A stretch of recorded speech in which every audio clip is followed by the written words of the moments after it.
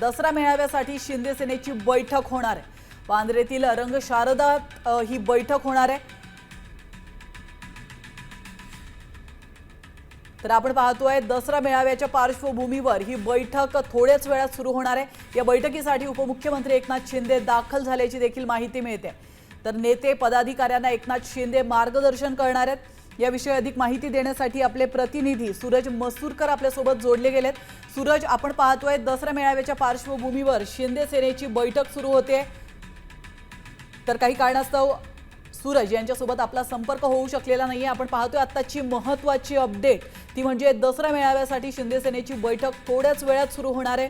वांद्रेतील रंगशारदामध्ये या बैठकीचं आयोजन करण्यात आलंय।